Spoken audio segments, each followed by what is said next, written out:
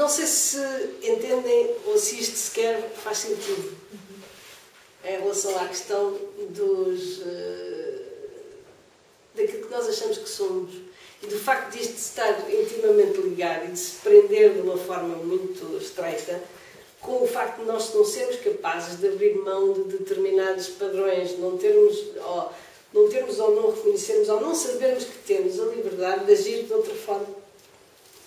Porque além de ser difícil nós tomarmos consciência dos nossos hábitos nefastos, dos nossos padrões de comportamento que são, digamos, não muito funcionais, além de ser difícil e de requerer da nossa parte um grau de consciência e de despertar para o nosso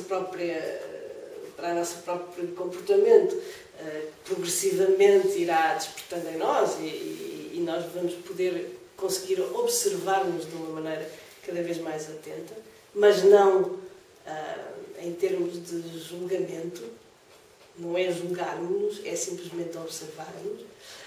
Além dessa dificuldade, há depois a dificuldade de nós não querermos abrir mão dos nossos hábitos, porque não queremos abrir mão daquilo que nos é confortável, não queremos abrir mão daquilo que nos é conhecido, não queremos abrir mão daquilo que nós achamos que somos, se quiserem. E é por isso que eu estava agora aqui a falar desta questão. E de nós ganharmos uma consciência maior, digamos, uma consciência diferente, talvez colocando-nos as questões que eu acabei de dizer, não é? Mas afinal quem é o Senhor? É? Se formos até à história, vemos que aquela frase dos gregos, não é? Conhece-te a ti próprio, a ideia não era ir fazer uma psicoterapia. A ideia... Porque a psicoterapia, no fundo, vamos ver. O que é uma psicoterapia? É eu ir à procura, dentro dos meus hábitos de comportamento, porque é que eu, sei lá, mordo alguém que se aproxima de mim, ou porque é que eu, não é? Ok, foi porque eu, quando era pequenina, tinha um cão e o cão mordeu-me, e então eu agora passei a morder, porque qualquer coisa, pronto, e então, e isso define-me? Define-me no sentido, sou só isso? Quer dizer, em termos da física quântica, em termos do mundo exterior, agora fala-se no campo de possibilidades. Não sei se estou muito ao corrente ou muito por dentro da física quântica, mas eu também não estou, porque também não é a minha formação, mas o suficiente, pelo menos, talvez em paralelo com o budismo, para que haja certos conceitos que fazem bastante sentido para nós. É como se nós também, aquilo que nós somos, é também uma espécie de campo de todas as possibilidades, dentre as quais nós só usamos meia dúzia delas. Até a nível, pronto, isso é uma coisa que também já soube falar há muitos anos, não é? O facto de nós só usarmos uma pequena porcentagem do nosso cérebro, por exemplo. Dizer que, e tudo o resto é o quê, afinal? Não é?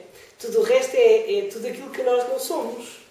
Agora, mas que poderíamos ser, se usássemos. Percebem o que eu quero dizer? E além da dificuldade, a dificuldade não é tanto eu aprender a ser de outra maneira, a dificuldade é eu abrir mão daquilo que eu acho que sou para me dar a chance de poder ser diferente. Percebem? Mesmo com coisas simples como a culinária, estávamos a falar de sushi, por exemplo, mas pode ser outra coisa qualquer. Há pessoas que nunca se arriscam a provar uma coisa que não conhecem. Podem ir 20 vezes ao mesmo restaurante, vão pedir 20 vezes o mesmo prato, por exemplo, não é? E se lhes propuserem uma coisa diferente, não arriscam, pelo simples não, preferem jogar pelo seguro e comer mais uma vez a mesma coisa. Portanto, isto é um exemplo muito simples e não tem qualquer espécie de interesse, se quiser, mas é revelador.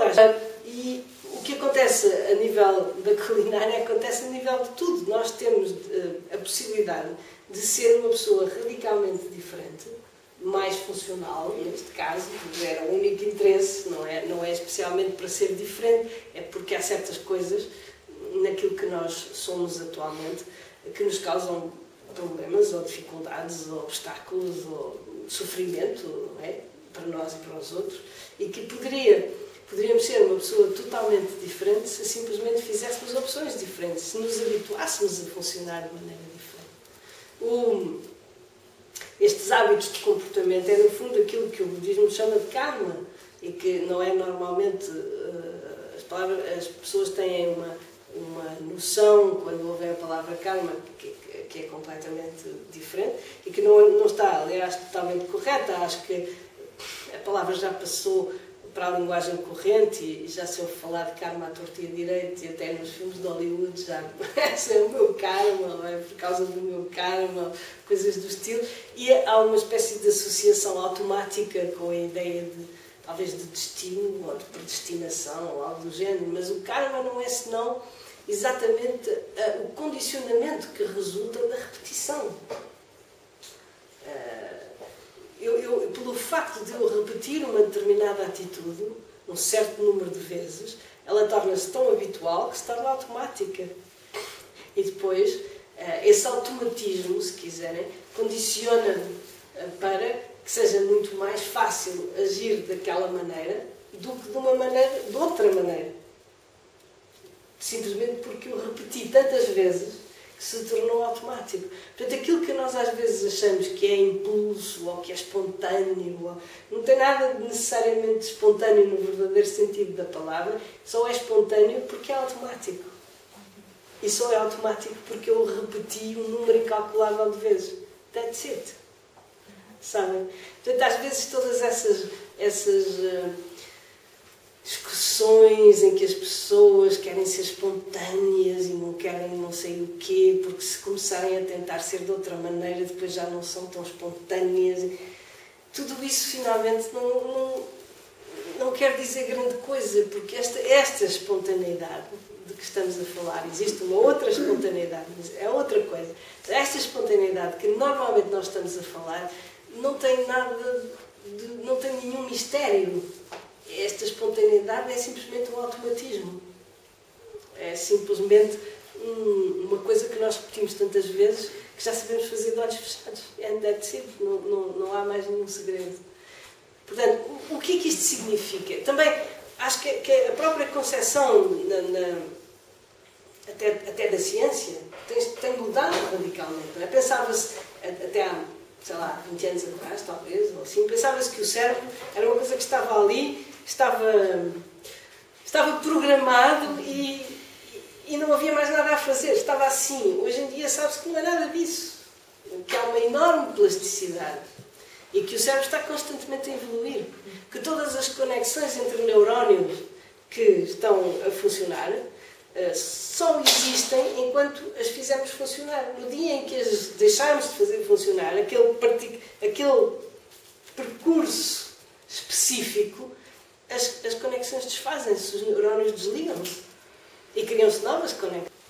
Aqui esta noção que nós às vezes temos por conformismo ou por não sei bem o quê, por preguiça provavelmente, de que pronto, agora também já tenho 59 anos, para que é que eu me vou dar ao trabalho de ser uma pessoa diferente? Pronto, olha, agora deixem-me estar assim, que hoje agora já não há nada a fazer, já não burro velho, não aprendo língua. É um conformismo, e é completamente falso. Porque mesmo que eu não esteja a dar conta, todos os dias eu estou a reforçar, ou como é que eu ia dizer, há um dinamismo, apesar de tudo.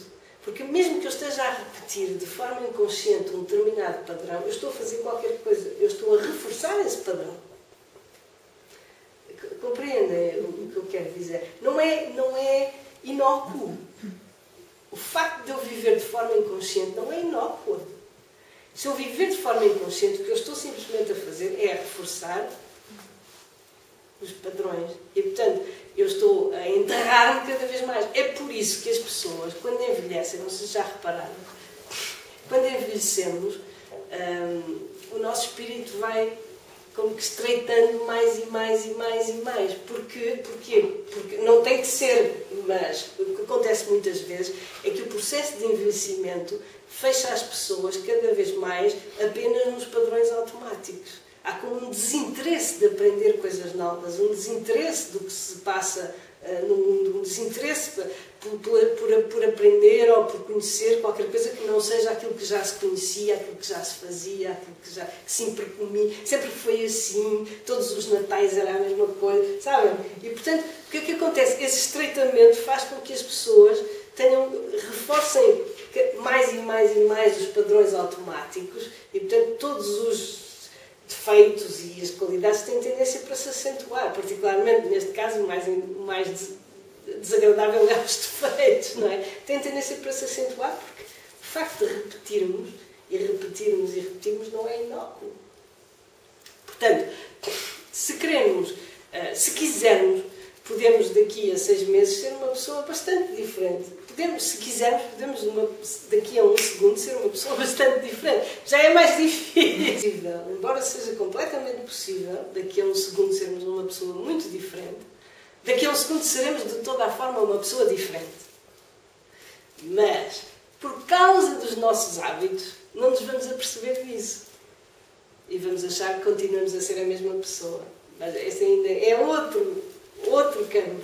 Mas, se quisermos, simplesmente repetindo ou criando novos hábitos de funcionamento, estando mais atentos a não reforçar os padrões que não nos servem, que não nos ajudam, que não são interessantes nem para nós nem para os outros, podemos desfazer as velhas conexões e criar conexões novas. E é isso exatamente, contrariamente à ideia que as pessoas têm do que é o karma, e esta ideia de uma coisa que está predestinada, um bocado como a ideia que temos de destino, não é? Que é alguma coisa que é aquilo que nos está destinado, como se costuma dizer, portanto, esta situação, ou esta doença, ou isto ou aquilo, são coisas que nos estão destinadas, há um bocado pode haver esta noção, mas totalmente ao contrário disso, a noção de karma é a noção de um condicionamento. E é uma noção aberta. A noção é de um condicionamento neste sentido. Neste momento, aquilo que eu sou é o resultado de um condicionamento. Mas se eu criar, a partir de agora, outro condicionamento, um condicionamento diferente, o resultado desse novo condicionamento será uma pessoa diferente. E, portanto, embora até possa parecer que não há nada que eu possa fazer, ou que seja muito difícil lutar contra os meus hábitos, ou seja lá tudo aquilo que nós podemos pensar, ao inverso disso, a verdade é que o que nós somos é um mero resultado de um hábito, e se criarmos novos hábitos, podemos nos tornar pessoas diferentes. E isso é possível a qualquer momento, em qualquer idade, e não há nenhum impedimento, a não ser aqueles que nós próprios criamos. E esse é talvez o nosso maior obstáculo. É a nossa resistência interna a essa mudança. Resistência a qual se pode manifestar de múltiplas maneiras. Pode-se manifestar, sei lá, às vezes até como uma doença, ou como obstáculos físicos, ou medos ou reações emocionais, ou seja o que for, que todos eles vêm do receio do desconhecido, do receio de já não sabermos quem somos e coisas do estilo. E tenho alguns psicólogos que o budismo, sabem, como tem um grande conhecimento do espírito e do funcionamento do espírito, é muito atrativo também para os psicólogos, e a psicologia contemporânea tem aprendido também bastante e tem-se enriquecido bastante com muitos dos conceitos e dos conhecimentos do budismo. E, portanto, há sempre, nos seminários e workshops, e assim, há sempre muitos psicólogos ou psicoterapeutas, etc. E conversando com alguns deles, e com vários, eles são unânimes em dizer que a maior parte, que a grande frustração deles é que a maior parte dos pacientes que eles têm não se curam ou não conseguem resultados satisfatórios, mas poderiam conseguir se quisessem. E este se quisessem pode parecer um bocado estranho. É claro que não é se quisessem a nível consciente. Obviamente, se forem falar com eles, todos eles vão dizer que querem, claro. Não é? Mas, ao mesmo tempo, há uma resistência muito grande em abrir mão mesmo das coisas que nos fazem sofrer. E essa resistência vem simplesmente do receio. Não é um receio consciente sequer, mas a resistência vem da noção de que se eu abrir mão disto, depois já não sei quem sou, ou depois não me reconheço. Não é? Portanto, se eles conseguissem abrir mão daquilo que os faz sofrer e que os torna disfuncionais, sem terem receio de perder a identidade, todos eles poderiam ter grandes resultados muito mais satisfatórios, mas há uma resistência interna que os impede. É claro que é fácil de ver isto nos outros, não é? É muito mais difícil de ver isto em nós. É por isso que é necessário ganhar alguma distância em relação ao que nós somos e aos nossos pensamentos, e essa distância traduz-se em consciência. É uma distância que se traduz em capacidade de nos observarmos de uma maneira que não seja através de um julgamento. Portanto, nós, quando nos observamos, raramente nos observamos de uma forma...